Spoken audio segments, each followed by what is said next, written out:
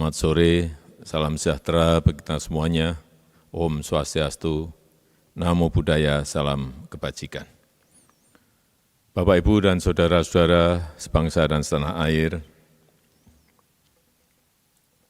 saat ini sebanyak 202 negara, termasuk Indonesia, sedang menghadapi tantangan berat yang tidak pernah terbayangkan sebelumnya. Pandemi COVID-19 bukan hanya membawa masalah kesehatan masyarakat, tetapi juga membawa implikasi ekonomi yang sangat luas. Karena yang kita hadapi saat ini adalah situasi yang memaksa,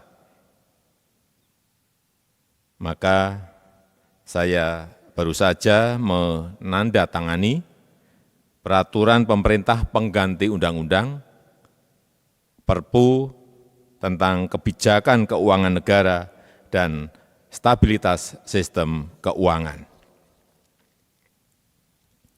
Perpu ini memberikan fondasi bagi pemerintah, bagi otoritas perbankan, dan bagi otoritas keuangan untuk melakukan langkah-langkah luar biasa dalam menjamin kesehatan masyarakat, menyelamatkan perekonomian nasional, dan stabilitas sistem keuangan. Pertama, pemerintah memutuskan total tambahan belanja dan pembiayaan APBN tahun 2020 untuk penanganan COVID-19 adalah sebesar 405,1 triliun rupiah.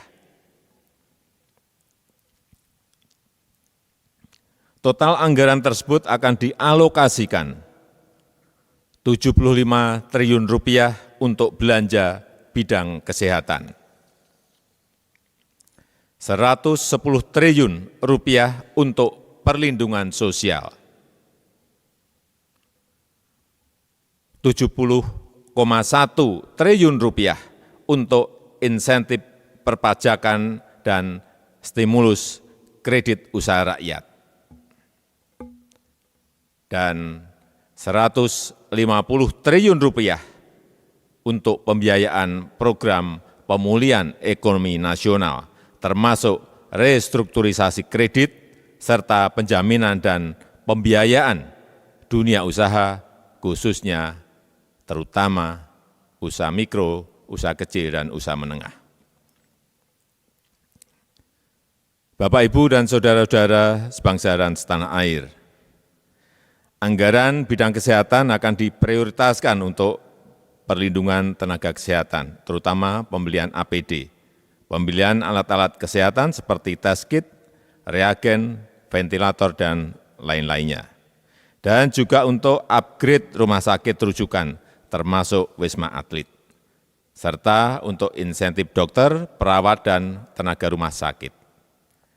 Juga untuk santunan kematian tenaga medis, serta penanganan permasalahan kesehatan lainnya. Kemudian anggaran perlindungan sosial akan diprioritaskan untuk keluarga penerima manfaat PKH yang naik dari 9,2 juta keluarga menjadi 10 juta keluarga penerima manfaat. Juga akan dipakai untuk kartu sembako yang dinaikkan dari 15,2 juta orang menjadi 20 juta penerima.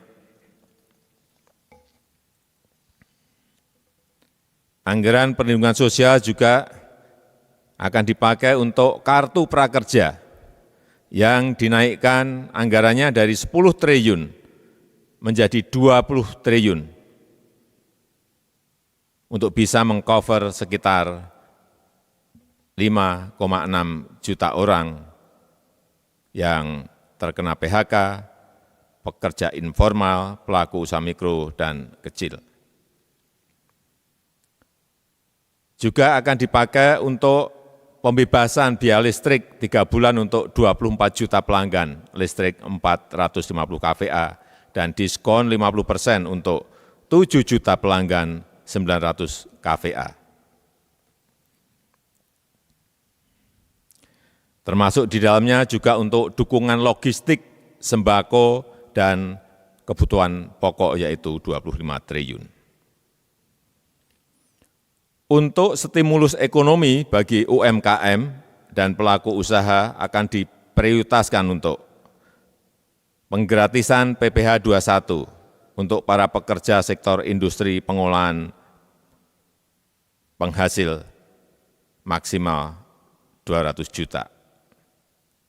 Untuk pembebasan PPN impor untuk wajib pajak kemudian impor tujuan ekspor, terutama ini untuk industri kecil dan menengah pada 19 sektor tertentu. Dan juga akan dipakai untuk pengurangan tarif PPh sebesar 25% untuk wajib pajak kemudian impor tujuan ekspor, terutama industri kecil menengah pada sektor tertentu. Dan juga percepatan restitusi PPN bagi 19 sektor tertentu untuk menjaga likuiditas pelaku usaha. Dan untuk penurunan tarif PPh badan sebesar 3% dari 25% menjadi 22%. Serta untuk penundaan pembayaran pokok dan bunga untuk semua skim KUR yang terdampak COVID-19 selama 6 bulan. Untuk bidang non-fiskal, dalam menjamin ketersediaan barang yang saat ini dibutuhkan, termasuk bahan baku industri, pemerintah melakukan beberapa kebijakan, yaitu penyederhanaan larangan terbatas, lartas ekspor, penyederhanaan larangan terbatas atau lartas impor, serta percepatan layanan proses ekspor impor melalui National Logistic Ecosystem. Bapak Ibu yang saya hormati, pemerintah bersama Bank Indonesia dan OJK mengoptimalkan bauran kebijakan moneter dan sektor keuangan untuk memberi daya dukung dan menjaga stabilitas pada perekonomian nasional. Bank Indonesia telah mengeluarkan kebijakan stimulus moneter melalui kebijakan intensitas triple intervention, kemudian menurunkan rasio giro wajib minimum valuta asing bank umum konvensional, dan juga memperluas underlying transaksi bagi investor asing dan penggunaan bank kustodi global dan domestik untuk kegiatan investasi. Kemudian Otoritas Jasa Keuangan juga menerbitkan beberapa kebijakan, yaitu keringanan dan atau penundaan pembayaran kredit atau leasing sampai dengan 10 miliar termasuk untuk UMKM dan pekerja informal maksimal 1 tahun. Serta memberikan keringanan dan atau penundaan pembayaran kredit atau leasing tanpa batasan plafon sesuai dengan kemampuan bayar debitur dan disepakati dengan bank atau lembaga leasing.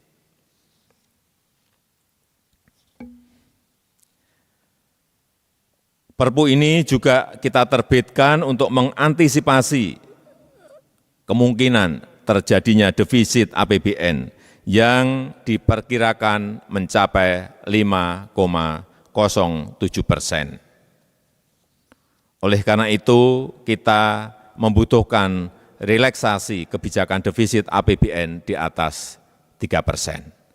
Namun, relaksasi defisit ini hanya untuk 3 tahun, yaitu tahun 2020, tahun 2021 dan tahun 2022.